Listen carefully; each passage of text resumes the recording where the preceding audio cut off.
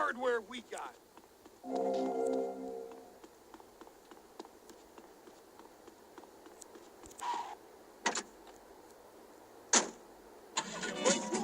You could let them off. Marvelous. Great. That's a sensible plan. Then they wouldn't be guilty anymore. We've been doing that. I thought you worked hard at school because the other kids laughed at you and called you a square. That's a damn lie. They called me Wet Fart. They called me the Bat because my voice didn't break until I was 19.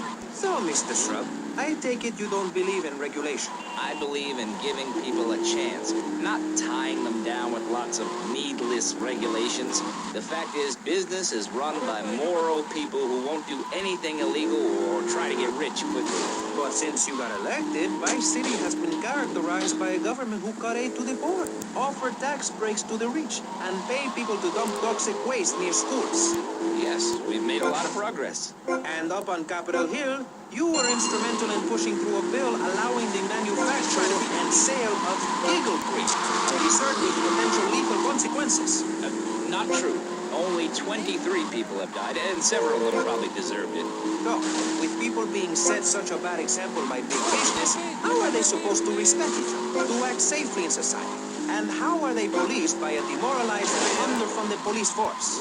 Well, I'm afraid that's apparently quite a difficult question, but my solution is easy. I'm going to talk for a long time about a subject not in any way related, and pretty soon people will forget all about it. I'll remind people that I have a great haircut, and that under my stewardship, Vice City has had on average 15% better weather than before, while crime rates only go up if you don't turn the graph upside down. Turn it upside down, and they have halved under me, Alex Shrub. Vote Shrub for president and you'll have a friendly face in the White House. A man you can trust. A local man who...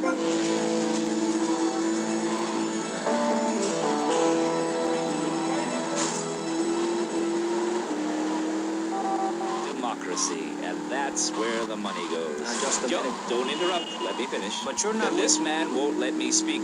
You, Shorty, shut up and let me speak. I'm taller than him, ladies and gentlemen, by at least 3 inches, which means I'm a lot more respectable looking. Everyone knows politicians lie and steal and cheat, but at least with me in charge, you know I look good and I have a very supercilious manner. Besides which, I've been abroad and I prefer it here because I'm a man of the people. Vote Shrub.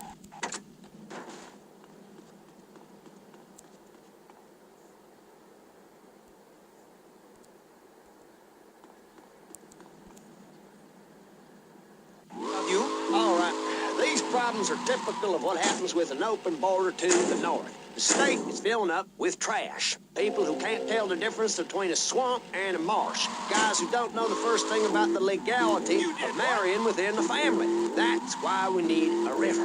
People, I'm telling you, pick up your spades, go into your garden, start digging as deep and as far as you can. Pretty soon the whole state will be flooded and ruined, and then they'll have to leave. We must build a moat to the north or they will come down and ruin this great state. And Mr. Hickory, were you born in Florida? What a stupid question with all the cheek. Were you? Of course not. No one's been born in Florida since 1877. But I've been here for 5 years, which is a very long time. Yes, it is. A very long time. Almost as long as this show. Ladies and gentlemen, you're listening to Pressing Issues with me, Maurice Chavez, presiding over some of the least informed debate on the radio. In this episode of Pressing the Issue, we had Alex Shrub, Callum Crayshaw, and John Florida Hickory discussing safety. I guess you've all got to make up your own minds. Should we be as wet as fish or a corrupt money-grabbing thief? Gentlemen, I feel we really got somewhere, and that Vice City and people everywhere know a lot more than they did before we began. And now, over to Jonathan and Melissa to talk to you about public radio in your area. You're listening to VCPR, the radio station for disoriented and unrealistic college professors who wear fuzzy sweaters and find everything terribly interesting. I'm Michelle Montanius. And I'm Jonathan Freeloader. Public radio is very important. You may have heard my recent hour-long story about my hike in the park. That was fascinating and very important for everyone, even the blind. Play a selection, Jonathan. I think this is the part where I came to the big tree. I almost almost felt like I was there. You won't get this kind of nauseating detail on commercial radio. VCPR is 100% commercial-free. Absolutely nothing interrupts your enjoyment of our fine programming and ability to tackle the important things like Jonathan's walk in the park. But we need you. Think of yourself as a member of this station, except you aren't allowed indoors. That's an important metaphor for life. Yes, how wonderful would it be to own an hour of this radio station? We just got an enormous pledge from Farewell Ranch. That's great. Farewell Ranch is a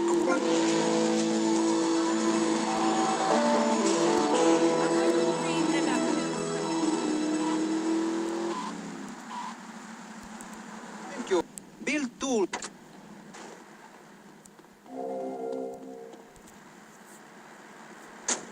Why?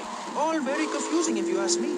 And you did. And I asked myself, that is a perfect subject for a region-wide discussion show, which is very lucky because I happen to host one. We have firebrand preacher, Pastor Richards, the head of the Pastor Richards Salvation Statue Organization, a group which plans to raise enough money to build a statue of Pastor Richards himself. We also have John Brown, leader of Moms Against Popular Culture, or MAPC. Or is it MAPS? MAP.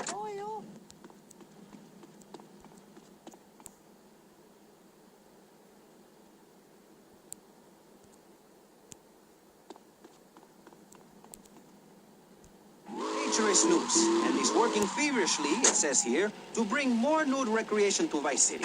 To protect the dignity of our other panelists, we place Mr. Barry Stark behind a divider. I'm naked back here. It's my right as a person. Yes. Let's start with the obvious, yes? Is it moral to be naked? Yes, you can't stop me. Well, I'm a mother, so I have to deal with this issue. Ooh, I had one wife. I had 6 before that. So you downsized, right? Yeah, something like that. If you want to win in life, you have to change players. You can't play on the same team all the time. So, oh my God, isn't this getting intimate, BJ? I feel like we are really connected. Other men like fun, but I go into the trenches like a goat. That's actually one of my videos. What are you talking about? Well, as you know, running the ball is like making romance. And one day when I was going for a touchdown, if you know what I'm saying, I had a great idea. You see all these fitness videos on television? It's always that idiot fool in leotards prancing about, giving it the skinny thing. And I say, what is this? I mean, what in the world is this? These people ain't fit. They ain't got a clue. When you're fit, you know it. If you come into the locker room, you know I was fit for football. Able to wrestle and pounce and hurt somebody for an hour straight. That's what people need. If someone comes to jack your ride, are you gonna bust a aerobic move? Hell no! But when you know how to grab another man by the face mask and twist him around and so he can tear his ligaments in his back and never play again, I mean, that's some real useful everyday stuff. And I should know. You know, I just don't want to talk about football anymore. Well, take dating or washing the car. What good is a leotard when you're washing the car? Or put a man in a helmet and a cup, and he can wash the car and dig it. That's fighting fit football. It really burns some program. The best way to get your body fit is to have total disregard for your body. Every now and then you wake up and come out of concussion and say, damn, I look good. BJ, you talk funny. We'll be back on the chat right after these messages. Are you tired of your couches getting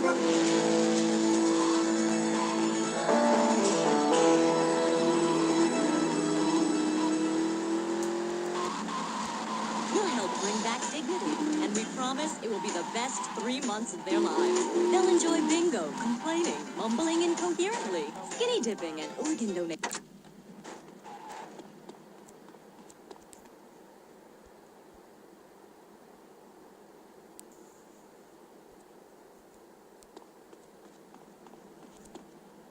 What you need is a real expensive gym, a team of trainers, medical practitioners, dietitians, a big crowd, and a opponent who wants you dead. Dead and dirty. I mean, a nasty, blood-sucking leech of a man who will destroy you if you don't destroy him first. A man you like to set animals on. He's the enemy, and you sit in your fossil till it's time just right, and then you pounce, baby, like a kitty cat cat. I'll sack you, power drive him hard, again and again. My way, I'll nail him every time. This video sounds like a lot of fun. scared of what you're going to do to a man, you step outside yourself like an astral projection, and police go Kent State on you, and people crying and bleeding and pouncing each other in the face, and that's just in the locker room before the game. That's your idea of fun? Yeah, I guess. Yeah, mine too. That's why I'm making a comeback. I've been retired 2 years, and I'm telling you, selling cars or appearing in a soft drink commercial is not fun compared to having 50,000 low IQ morons in Green Bay or Tampa or Liberty City or whatever screaming how they want you dead just because you're playing for the Mamas. That's exercise in itself. Wow, that sounds interesting. Tell me about it. I'm doing. I'm thinking. Hey, wait a minute. Are you reading the book over there doing this interview? No, I can hardly read. Get on with it. You best listen. The comeback is a real deal. B.J. Smith, 6-year Pro Bowl MVP, the man responsible for more broken bones than anyone since people had legs. I'm a fiddler-crap. You can rip my arms off, and I'll just smoke and grow new ones. Where? Right here, right now. Let's get it up. Of course. I mean, where? Shoot, baby, real simple. But don't call it a comeback. Like the song said, I'll whoop your ass. And this time, I'm doing it my way. Ignorant fools that gave me nothing to work with. The owners, I mean. What owners are you talking about? The owners of the team. They gave me nothing. Then it reached my marriage spell. I worked my ass off all those years, sweating blood and puking my soul out, and they treat me like a tractor. Roll me around, treat me no better than a dog. The guys that got hurt, they never saw a penny out of those mouths. That's just like my friend. She's a cop. She got sacked for wearing makeup and an I Hate Life t-shirt to work and never saw a penny. She teaches kids.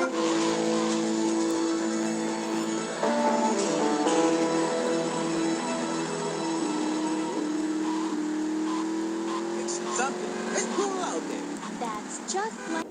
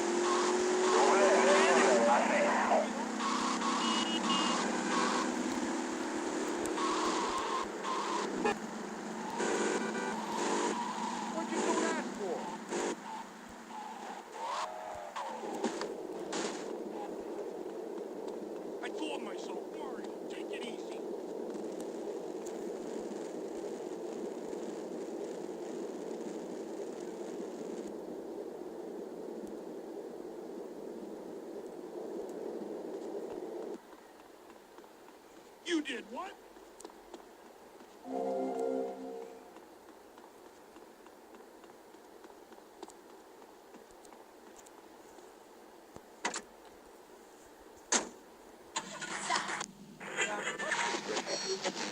Learn how to take care of themselves and not depend on others. If you read chapter 45 of my book, I talk about how being selfish is a virtue.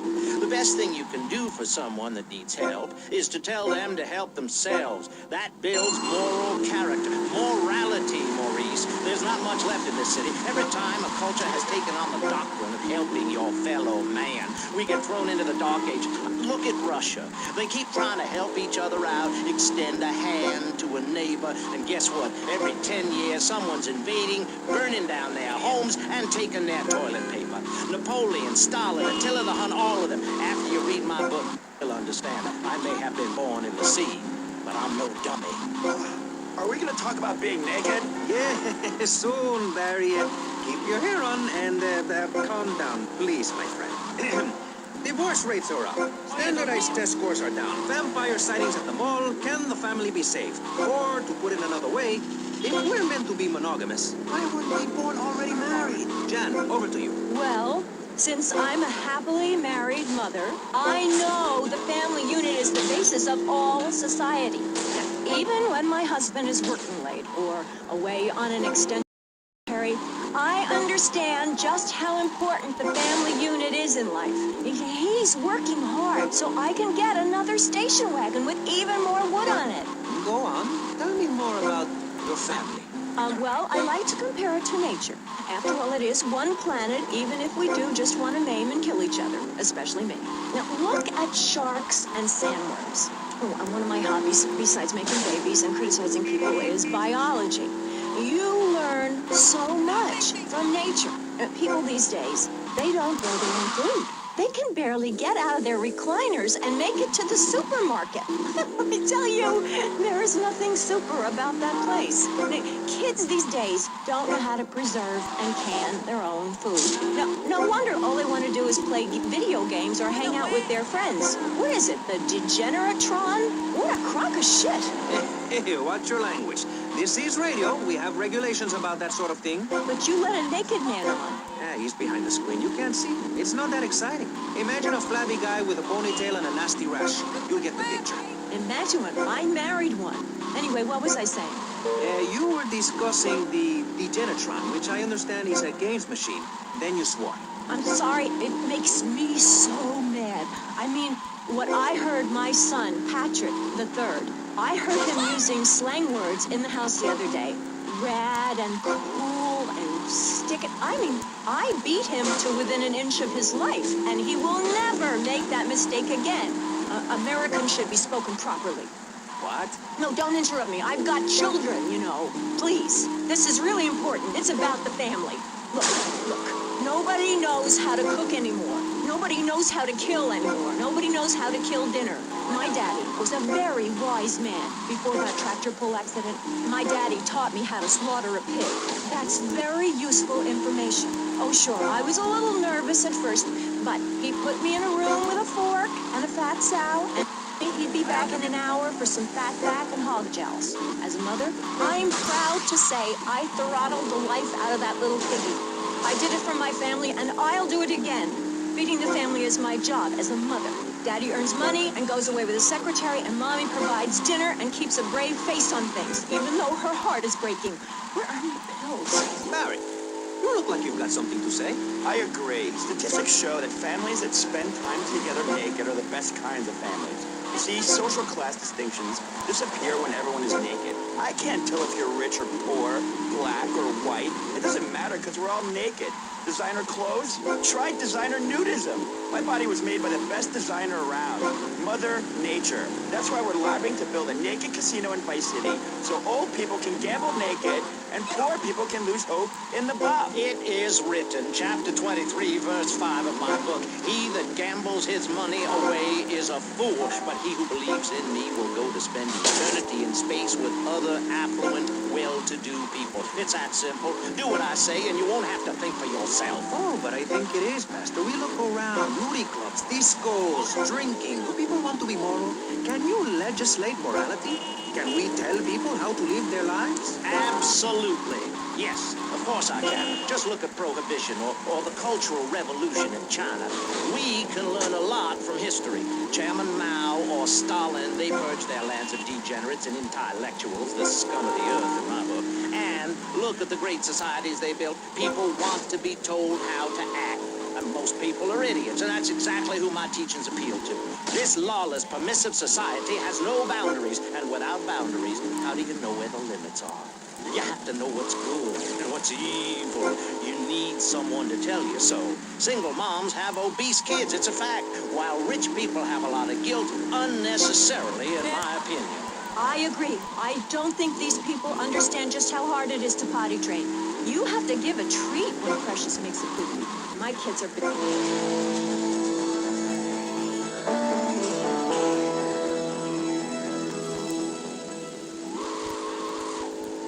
Park to catch their own food. They're learning how to be self-sufficient.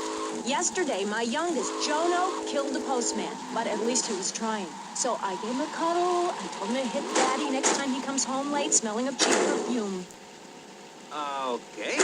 It's time to take a break before we hear about any more criminal acts against government employees. You're listening to Pressing Issues. Morality is the subject at hand. Let's explain exactly how free radio without commercial breaks works. We'll be right back. You're listening to VCPR. Finally, a radio station for teachers and librarians. You've been enjoying Pressing.